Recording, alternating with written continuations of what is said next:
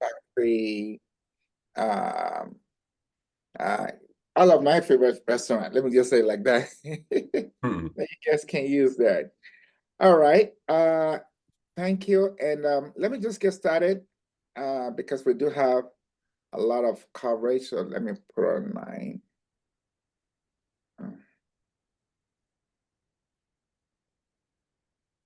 second.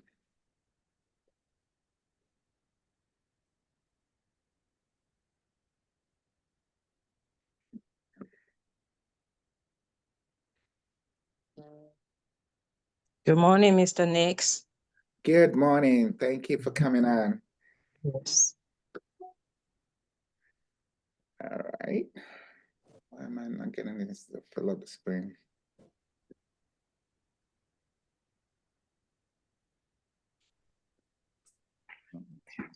That. Jesus, Lord, help me.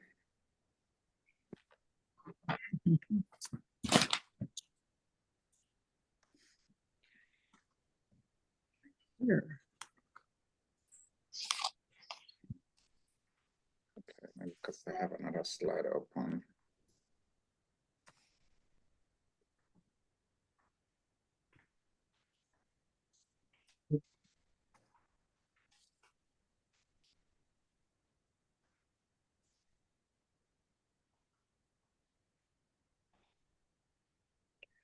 Okay, now I have the right one.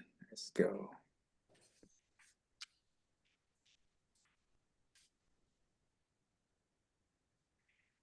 All right, thank you all very much. We're going to talk about real estate investment, how to, why you should, and all of that. It's a lot of information we're going to pass on you, so please stay tuned to it. Let me get started. Our whole presentation is coming from this book called Millionaire Real Estate Investor, written by Gary Keller. So we're just going to break it down for you guys and have conversation around it. I will ask for some audience participation. So, different people can come in at different times to read along with us. Okay. Just a slide, okay.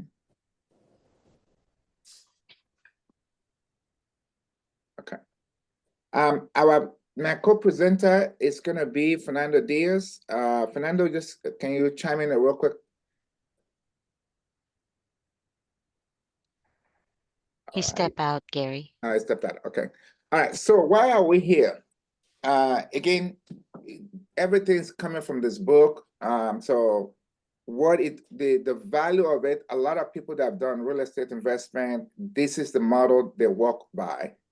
So we just want to give you that right there. And then we're going to share a little bit about my life, my thoughts on life. I don't believe in teaching anything that I don't do. And I've been blessed. I've been in sales for a minute in my life. I remember back in the days, I used to sell electronics, and I had all the electronics that you normally would have, right? And then I went into camera sales, and I have a lot of cameras. I still love cameras to today. Then went to TV sales, and my house is full of big screen TVs. And so when you get into something you love to do, you're going to participate in it, and that's what real estate has done for me. All right, so what are the things that we want to cover in the workshop? We want to talk about the possibilities, the power of leverage, and proven systems. What people have done before that's worked well, so we can keep on the same track. All right, so possibilities. This is the on-hand income to finance your life mission without having to work. How many of us love to work, right? How many of us would love to not work and have the money still coming in? Right? Everybody loves that, but we all have to work because we have to, right? And if we just use some wisdom, it's amazing. I see people are getting their first home, they're happy. I call them 2-3 years later. Hey, Gary, great. We have $200,000 equity on our home. Great. Can we do that again? to build up more wealth, it's what we're going to uncover here. Okay. So, and what I find out, there are stumbling blocks in our mind, and everything comes from our mind. A lot of things we can achieve is in the mind, and a lot of things that will block ourselves from achieving happens in our mind. So when our mind can be right, things can be right. So what we find out is there are 8 misunderstandings between you and financial wealth. What's hindering us from going for financial wealth? Fernando, you back? Yeah. Awesome. All right, let's go through the 3 personal myths, and then we have 5 more financial myths. So personal myth, number 1, can you read that for us, sir? I don't need to be an investor. My job will take care of my financial wealth. Okay. And the truth is, yes, you do need to be an investor. Your job is not your financial wealth. You make money from your job, and then the truth, if you're doing yourself justice, you want to invest that money so that you are not working, forever. Okay. Myth number 2. I don't need or want to be financially wealthy. I'm happy with what I have. The truth is, if we open our eyes, you'll find out it's good to be financially wealthy. Some people, of course, if I mention money is the cost of, everybody know how to finish that, right? But the truth is, money buys you a lot of good things. The more you have of it, the more ability you can enjoy life at the fullest. Myth number 3. It doesn't matter if I want or need it. I just can't do it. And the truth is, you can't predict what we can or cannot do until we try it. We have to give it an effort in order for us to get the result that we desire from it. Now, investing myth, what's impeding us from investing at these areas of concern? Number 1. Investing is complicated. It's only as complicated as you make it to be. It can be as simple. Success is simple, not easy. So the same thing with investing. It's simple, it's not easy. All right. The best investments require knowledge most people don't have. And the truth is, your best investment will always be in areas you can already understand. Sometimes you're investing in cooking because you already know how to cook very well. I've come across a few cooks that are doing very, very well. But even with that, that's just making money. Now you have to now use that money to create opportunity for yourself and your family down the road. All right. Investing is risky. I'll lose my money. So that's a fear that a lot of people have. However, if you don't take risk, the biggest risk takers are the biggest investors maker. The people that risk more get more. And it just means it doesn't mean it's risky. It's just that you do have to make an effort to go out there and let something go to accomplish something else. All right. Successful investors are able to time the market. In successful investing, the timing finds you. It means that it's really no given market that people did not invest. There's no given market. I mean, I can go back the last 30 years that I've been actively involved in real estate. There is no market that there's no opportunity for people to get something. It's always about information and understanding the amount of risk. And we'll talk about how real estate is actually more very foolproof than anything else. All right. All the good investments are taken. Okay. Again, every market has its shares of good investments. It's just knowing what to do and finding the product that's going to make it work for you. All right. So let's just kind of go on some stats. I want everybody to have an understanding of this nation, how it does work. We put the stats from 2010. 17% of all 4-unit home purchase in 2010 involved an investor as a buyer. Okay, 68% of all investors buy within 50 miles of their primary residence. This is a big thing because a lot of people, I don't mind if you go buy in another state. I'd rather, you can do that than do nothing, right? But if you buy where you are, where you live, it's easy for you to touch those investments and do whatever you need to do with it. And average sales price last year was 96,000, because if you look at the nation as a whole, there are still places you can buy homes for $80,000, $50,000 if you want to go low to start, right? And 63% was single family houses of homes bought by people that don't live in there. Okay. LA County statistics. Number of absentee owned condos, almost 96,000.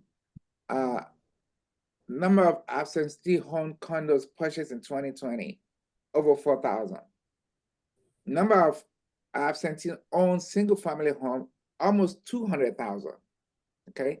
And so that means these are all investment that people are doing, right? Number of absentee homes, single family home purchased in 2020, 11,000. And I can guarantee you it's a whole lot more than that, because a lot of people will buy it as they're gonna live in there and then they rent it out.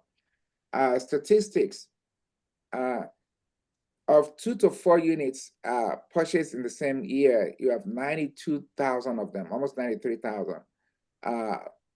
It just tells you that there's a lot of investment. Let me kind of break something down for you guys.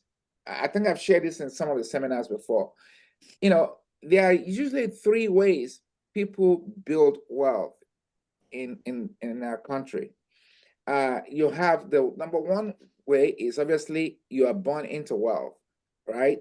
But you still got to take advantage of it. A lot of people down President Trump that he was born into wealth, but he took advantage of it and he built more wealth from it, right? So that's where a lot of the top 1% are born into it.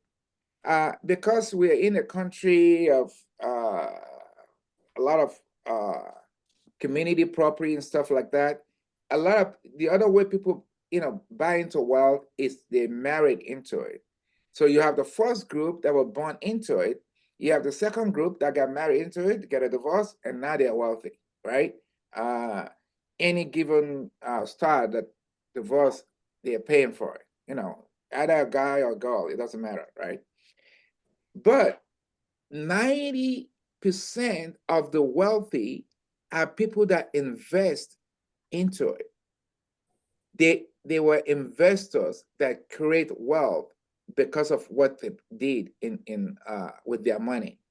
So yeah, you can be the 1% that's born into it or the 9% that's married into it. If you're not one of those 2, you gotta think about investing into it. All right, let's keep on. So let's discover our big why. Why do we want to do this? Why is it important for us to consider investing? Okay. We have to have a goal. That's number 1. Specific, measurable targets that fulfill our big why. And I'm going to talk about, and then the models, look at what's done that's done well and just follow that path. A lot of people like their own creative thing, that's cool. But if you just go creativity, you can bounce up and down, right? If you follow a model, you're gonna be straight line into becoming wealthy. And then the habits, the consistent action and right choices that come from following those models, right? Kate, power of leverage. Again, kind of bringing it into real estate a little bit right now. Unique proposition of investing in real estate in contrast to stocks, mutual funds, and money market. You leverage your own money to acquiring more wealth. And we're going to show you that in a minute. Real property is an able investment. Its value never goes to zero, right? A stock can go to zero. Purchasing real property can be leveraged. You don't have to put 100% down. When you want to buy stocks, for even if it's $5 stocks, and you want to buy 20 of them or 100 of them or 1,000 of them or 5,000 of them, you got to pay the cash for the whole thing, right? Real estate, you can buy that $200,000 home or $1 million home without having to put the $1 million down. You can even buy $1 million home. I just had somebody buy $1.1 million home last month, and he put $75,000 down. Right? So that you are acquiring that wealth without having to put the whole money down for it. Okay. All right, so leverage, Fernando, can you just read through this? I don't want my voice to be Yeah, number one, accessible, anyone can buy it. Number two, or you want me to do one? Yeah, just keep going. Number two, appreciable, increases in value over time. Number three is rentable, cash flow, making money while you're sleeping. Number four, improvable, sweat equity. Number five, deductible, depreciable and deferrable, great tax benefits. Number six, stable, slow to rise, slow to fall most of the time. And number seven, livable, shelter in more ways than one. All right. So this is the power of leverage. All of these things contribute to leverage. Right? You're not putting the whole thing down, but you have all these opportunities with real estate. Okay. So let's kind of take a quick look. I'm not going to go through explaining this whole thing, but basically what you're seeing here is if you're buying $100,000 worth of asset, right? For stocks, you got to bring the money in. Mutual funds, same thing. Money market, same thing. But for real estate, even as an investment, right? Like you're not going to live in a place, you only bring 20% of it in. And it can build up much faster than these other ones. Because this other one, the 100,000, if it goes up, maybe it goes up a little bit, 6% here, 10% here. But you can buy a home for that 100,000 and, 10 years into it, it could double up or triple up sometimes, right? That's the benefit of us understanding where our money goes. Okay. So leverage is, yeah, can you go through this, Fernando, please? Yeah, leverage, using other people's money, the banks, mortgage companies, owner financiers to make money. Leverage multiplies your profit. Appreciation and rent are based on the total value of the property. Return on investment is calculated by the money invested. In this example there, 20% or 20,000. Here is the calculation that's taken into consideration. Assuming property went up 5%, if you stick to your model when buying, this is conservative. So 5% of 100 is 5,000, excuse me, and 5,000 is a percentage of the 20,000, which is 25%, I guess. Now, that's assuming. One thing that's beautiful about living in California, oh my God, it's so viable. This is kind of typical increase for real estate across the country. You go to Texas, Georgia is a little bit high too. But you go to Kansas, whatever, you get this kind of leverage. But California is a beautiful thing. I mean, I can share. I had a lady that bought a condo in Hawthorne. I believe like what year are we now? 2024, like 2018 or something like that. And I remember, like I do with most of my clients, they don't believe they can do something, and I'm encouraging her, yes, you can, yes, you can. And she's like, I don't have any money. I said, okay, we'll find a program that it's just finding the program that's going to help you. So she bought a condo in Hawthorne with like $3,500 out of her pocket. $3,500. It was a $350,000 purchase, basically 1%, right? And I make calls. I'm sure most of you here, you've got a calls from me from time to time. And I was just checking on her, like, hey, who else do you know that we can help like you?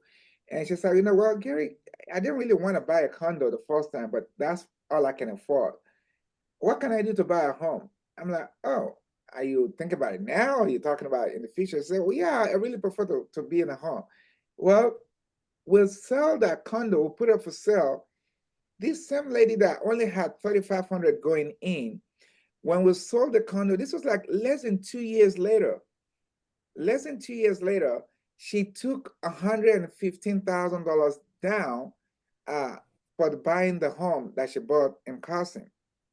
And she kept another $10,000 in her pocket. Can you imagine? You invested. I always look at it as an investment, right?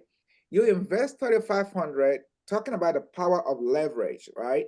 And you turn that thing around, and you basically got $125,000 from it because you put 110 down to the purchase in 2 years. That is the power of leverage, folks. Okay, let's move on. All right. So what you're seeing right here is showing you either you're working for your money or your money is working for you, right? When you work for your money, you consume, maybe you save a little bit.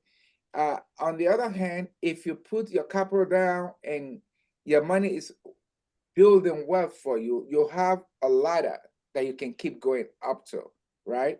So this is kind of showing you what that looks like. On the bottom side, your money just keep going down, right? On the upper side, you invest, and that investment keep growing. Okay, so let's kind of go to when you buy a property, right? You buy it, you're gonna have a lot of debt in the beginning, right? And then it goes, you have less debt, and your equity start going up, right? Maybe 10 years into it, maybe 20 years into it, now you begin to have a lot of equity and less debt. That's why, if you own a home, I have a couple that bought a house in PV like 35 years ago. $35,000 was what they put down to buy the house. And the house is now worth $2 million. Can you imagine that? So this is, and at one point, all you have is equity, and you just have wealth. So if we can understand this, that you're leveraging your money, yes, you acquire more debt, but then you start paying that debt down, and at some point, you have a lot of wealth. This is how people build wealth. Let's take a look at this other one. If you are renting a property, right? So you're gonna buy it again. You have maybe very little cash flow in the beginning. You have expenses that you're dealing with, and you have the debt that you're paying. And your debt start going down, and you start cash flowing more because your expenses is probably the same, but you have more cash flow on it. You rent a house for $2,000 5 years ago. Now you're renting a house now for $2,700. That's wealth that's building up for you, right? And at some point, all you have is expenses and a lot of cash flow. So this is kind of where, if we can see this, it will move us to say, okay, what can I do to create this wealth for myself and my family?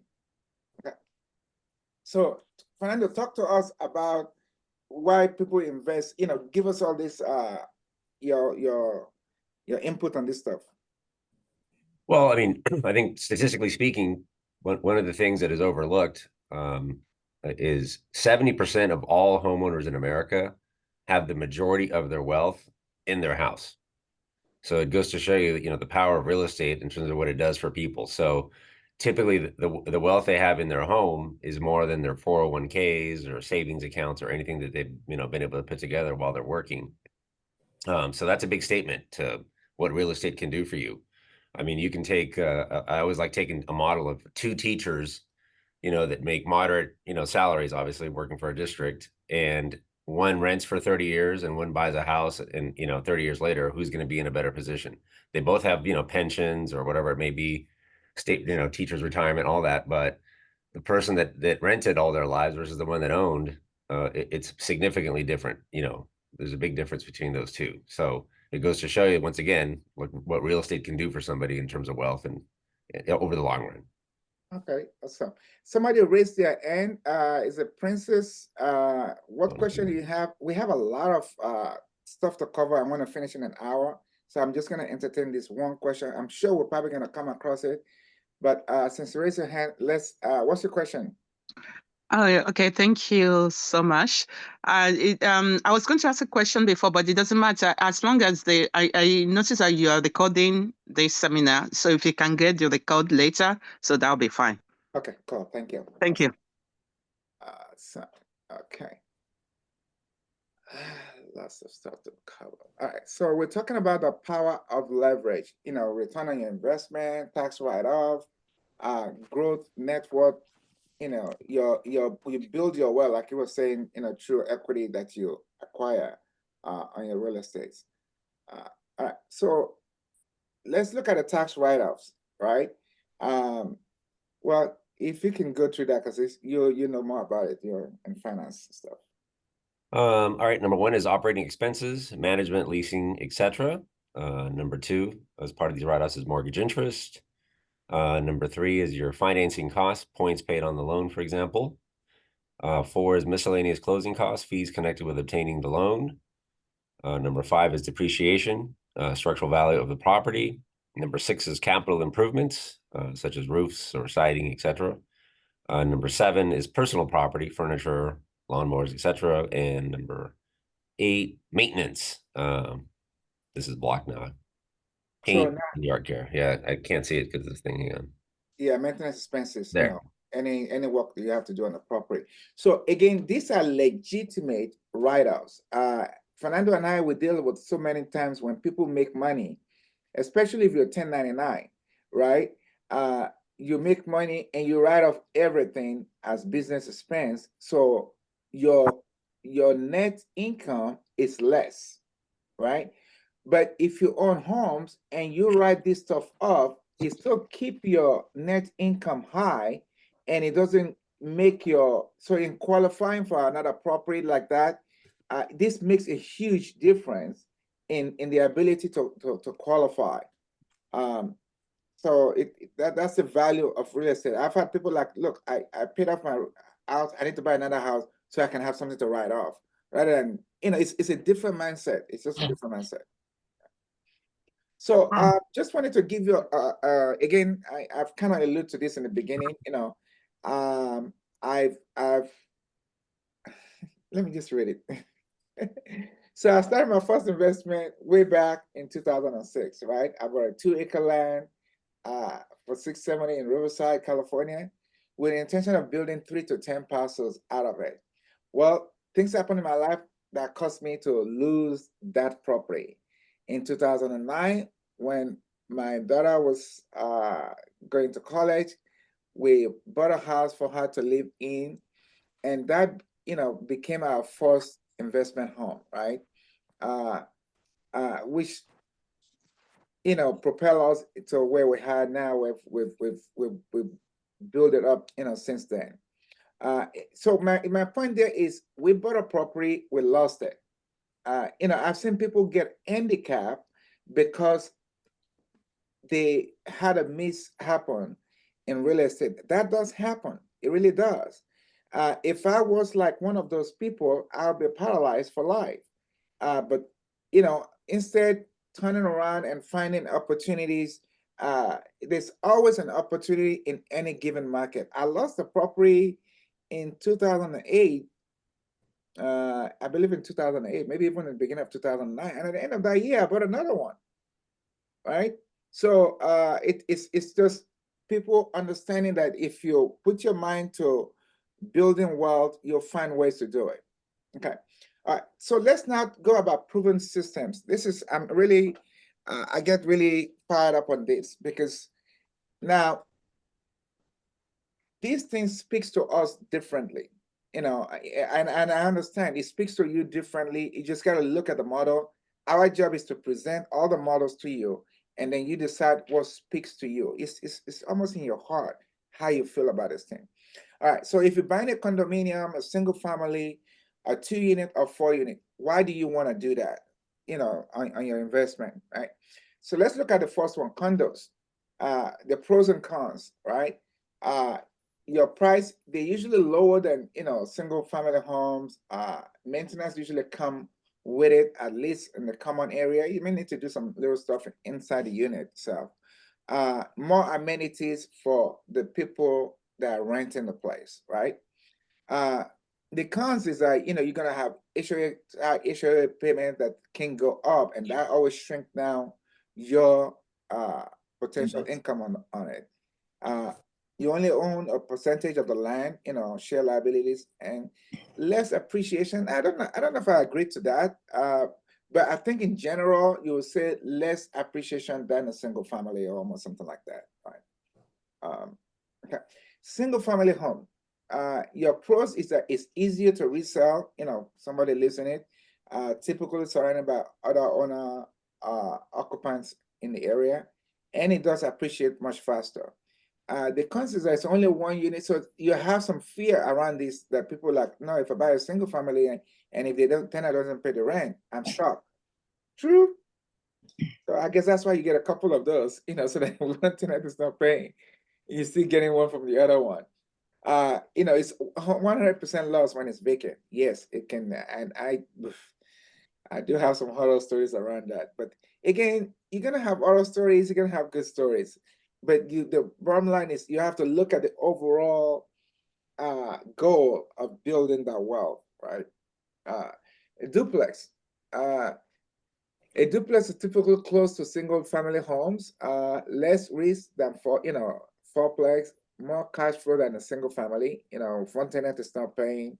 I mean, I really have experience in this thing, because I bought a 2-unit and I had one tenant did not pay for a whole year. But the other tenant that's paying pretty much cover the rent. It cover my mortgage. Maybe I have to come up $200 more.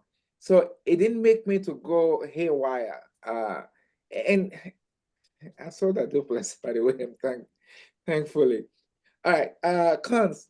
Lower appreciation. Again, in LA, everything appreciates, okay?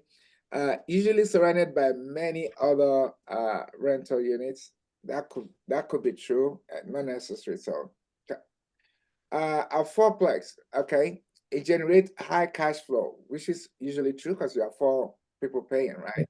Minimize financial impact from vacancy, economies of scale. Cons is more upkeep than because you have 4 tenants in a place, you're gonna have a lot of abuse going on sometimes. But sometimes you can be blessed and get really good tenants. Less appreciation because it appreciates usually based on the rental. As you're upkeeping on the rent, it appreciates more. And tenant conflicts, and that can be a major thing in this kind of situation. So again, you have the pros and cons. Why you go for a single unit, a dual unit, or a 4-unit. Whatever speaks to you is where you want to go, right? Any comments on those, Fernando? No, that's exactly spot on. So the key thing is knowing the proven systems and finding an opportunity and making deals happen. We've kind of give you, these are the guidelines of if you go this way, if you go that way, if you go that way, and then finding an opportunity, and then we can make deals happen. Let me just share. Let me take this up for a second. Okay. So I was blessed to, I was among about 4 or 5 people, it's maybe 2 years ago. And there's a young blonde lady in the group, and this lady just fascinated me. So we were talking about what do we want when we retire or when we quit doing whatever we do. And one person say, I need to at least have, $10,000 in income coming in that I'm not working for, and I'll be fine. And another person, mentioned they need 15. And I think I mentioned I will, what I have in goal in my mind is 21,000 to live by. And this beautiful young lady, she said, I need $100,000 coming in when I retire. And so the reason why I share that story is that whatever that number is for you, if it's 4,000, if it's 100,000, if it's 20,000, if it's 15,000, whatever that may be, if you can see that and then like, okay, what steps do I need to take to create that? So I after we all finished, I went and sat down with the young lady that said she wants 100,000. I said, tell me exactly, how do you visualize that? Well, she said, I want $100. I'm like, oh, okay. She said, I want $100 paying me when I close, when I retire. And she's still very young, probably like in her late 30s, right? I'm like, okay, I like that. So $100, and she said, well, it could be an apartment building. I can partner up with some investors to buy an apartment building that have 30 units in there. And I just want at least each one of those units paying me $1,000. I'm like, okay. I just like, whoa. So whatever it is, and when I kind of calm down myself and say, okay, why do I want 21,000?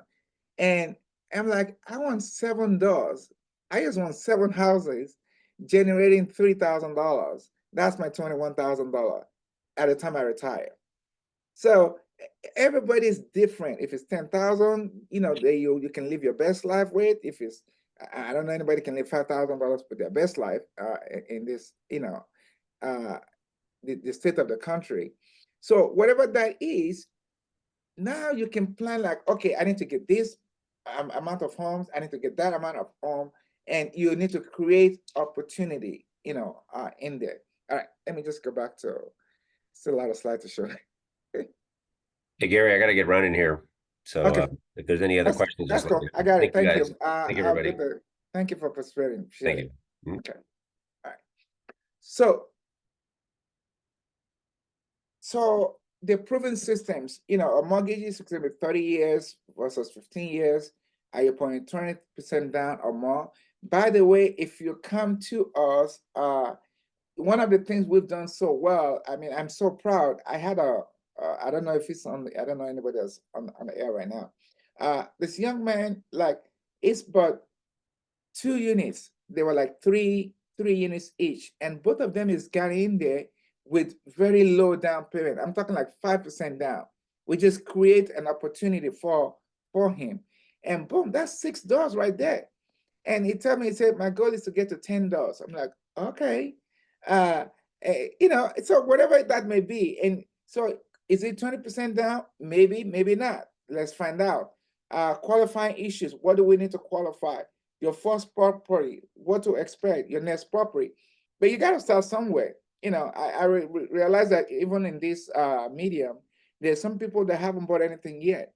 You have to start with that. You start with that, and then don't let that be the end all. Visualize what else you want next. There's always room. I even had a lady, I can't see everybody else online. She bought a place, and literally a year later, we create, and the first house she bought is like a dream house. It's got a pool in the back. It's, I think, almost 4,000 square foot of living space. So she said, how do I buy the second one? I said, well, we're going to tell them that it's what we put down on paper. I'm not going to say all of that here. It's what we put down on paper for the bank. And we create that story. And she was able to buy this second home that was, 2,500 square foot. And it's within the same area. Oh my gosh. That's usually you need to be like 100 miles away from where you are. No, that's not the case. It's just knowing what to put together, for you to create that wealth. And you know, she bought the second one, she never moved into it, but you know, she's renting the place out and getting $300 out of proceed on it. So your first property and in this next property, we're here to talk to you about what's possible on this. Okay. Now, I'm just talk real briefly about property management versus self-management. You need to know who you are. I had a lady, she rented this place, a duplex in Inglewood. I remember that. And I couldn't, I'm like, God, you can manage somebody. This lady she used to drive by there. I mean, this young lady rent the place with her 2 kids, but her boyfriend always come in there. Like, no, the boyfriend was not in the lease. You know, blah, I'm like, oh, Lord.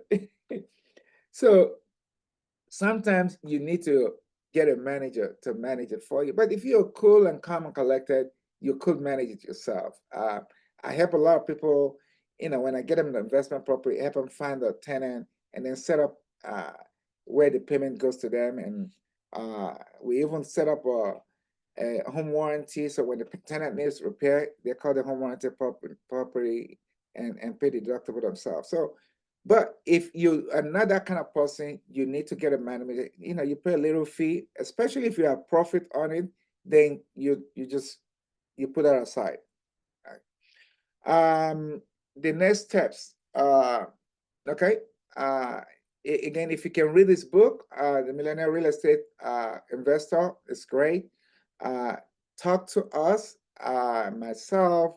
I always like to start with myself, even before I bring any lender in. Fernando is a good partner of mine, but I don't restrict you to one lender because I know all the products. I don't do loans, but I know all the products and I know how to, what product's going to work well for you based on what you want to do. And we will advise you like you're one of us. Okay. Any questions? Wow, I thought we have more slide. That's good. Okay. Now we can have questions. Anybody have questions around this topic?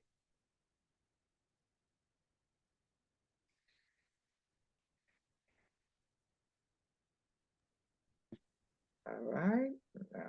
I have a question. Okay. I'd like to, well, first of all, where does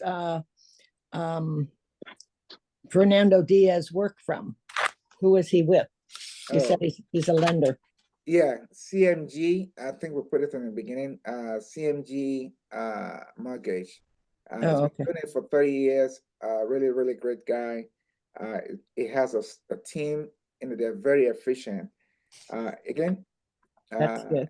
Okay. Yeah, I didn't see that, but also I just want to make a statement pertaining to investments. It does make sense because I did. I was in insurance and I did investments, and I was, you know, and I learned quite a bit from doing that. You know, you don't put everything in one basket and all that kind of jazz. But it's true that owning a piece of land is no pun intended, but it's a solid foundation, literally. And you can't lose, especially you really can't lose anywhere because the economic situation in different states is what it is. But overall, you can't lose.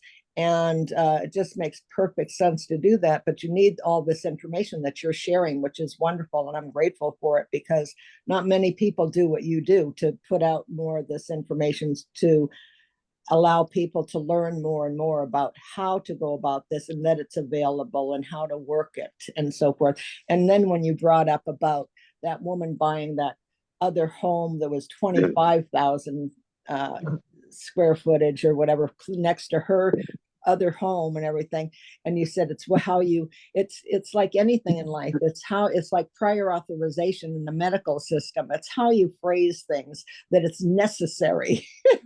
So anything is doable. You just have to know how to say things and come across to people. And miracles happen. Absolutely. Thank you for sharing. All right. Yeah. Let's see, Jamil. Good morning. Thank you, everybody. Thank you very much for this. Mr. Nix, I I just wanted to actually see if I could talk to you offline. I wanted to find out, as far as the lending, are you strictly California, or are you licensed in other states?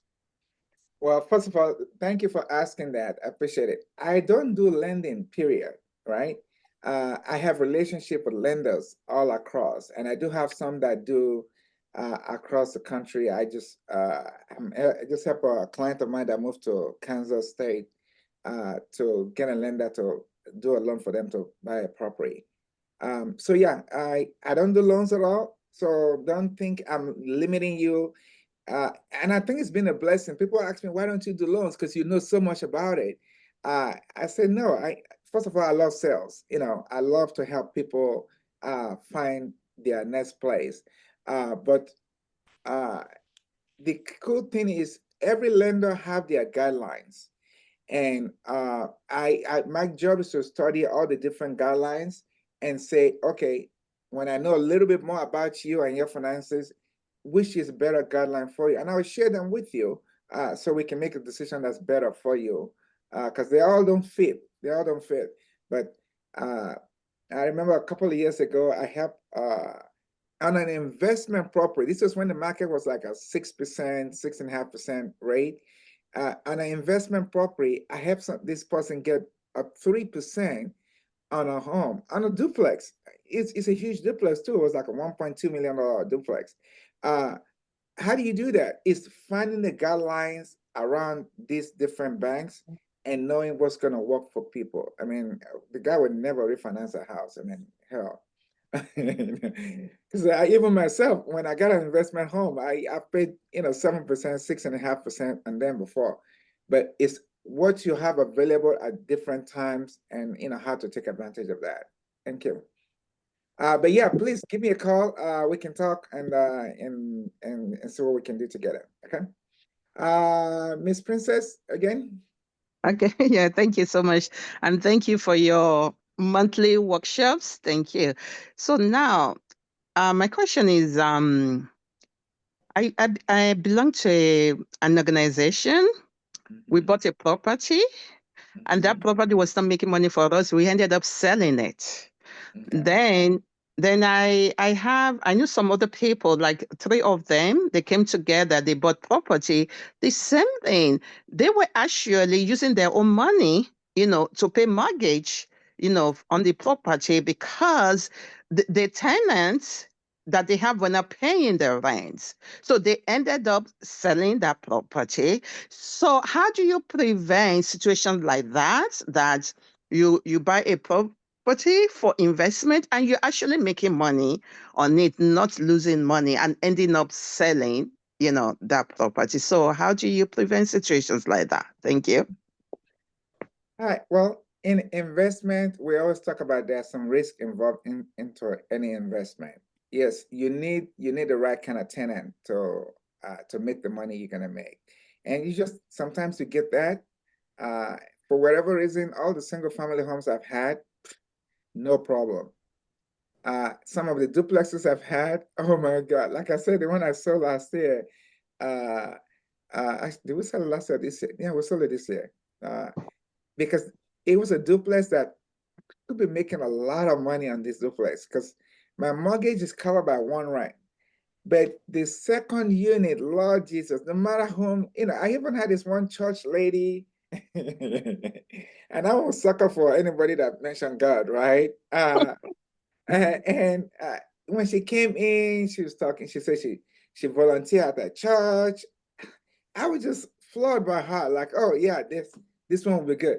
She moved into the place. 2 months later, she started paying rent. And she didn't pay rent for like 8 to 9 months.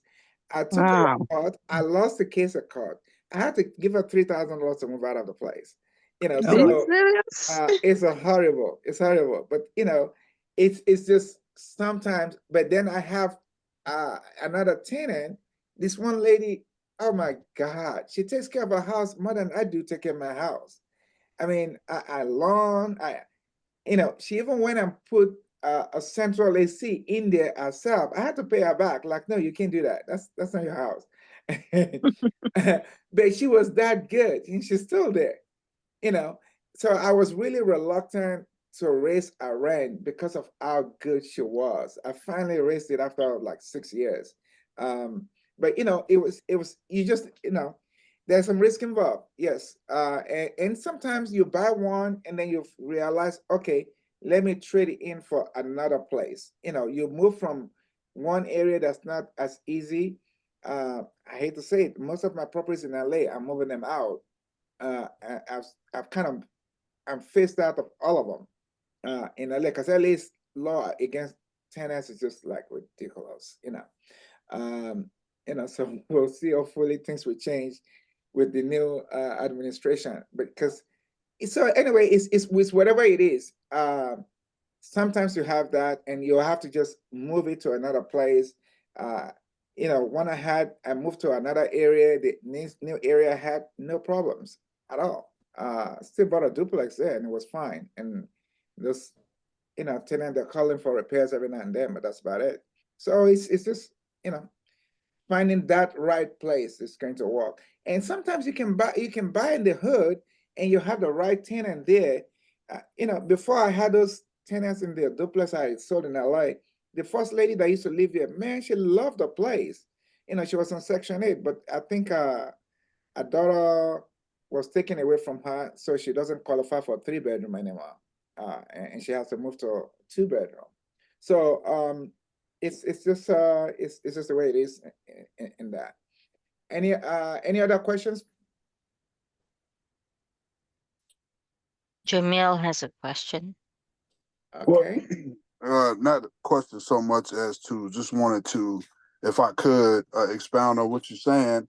There are a lot of options out there. So there are a lot of government programs. There are Section 8, VASH, all these, they got homeless veteran programs all across the country where you can set your place up for these veterans to and secure your money that way, where you don't have to deal with the general public too. And those work very well on multi-units. So that's one way to kind of bring income in. I know a lady friend of mine, she owns 90 doors, and I'm trying to work with her, and I bought my first door from her in Oklahoma. And we're basically taking single family homes, and we turn it into multi-units and putting veterans in there. And so that with that program, they are giving us an extra $2,500 just to put veterans in there, and then they're securing a year lease. So once you just got to research and find out different ways. They have go to local hospitals and set up your housing for traveling nurses and doctors. Those are other avenues you can start trying to make money in. Thank you for chiming in on that. Very, very well. It's a lot of, until you first, you got to get the home, and then you look at these opportunities of how you can either secure the rental, I'm just a very busy person in my life. I don't have time. Whenever you have 4 or 5 people living in a home, you really got to check in on it. I have clients that bought homes that they rent each room out. I know this lady that bought a 5-bedroom. She actually, and then 2 extra rooms there. So she rent everything out. That house is making like almost $8,000 a month for her in rental, and the rent is guaranteed.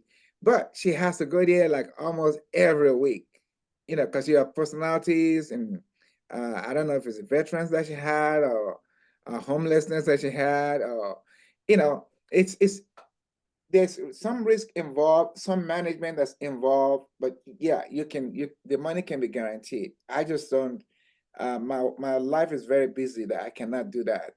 So it's easy for me to rent it out to a family, an individual, whatnot, and they just put their money in the bank.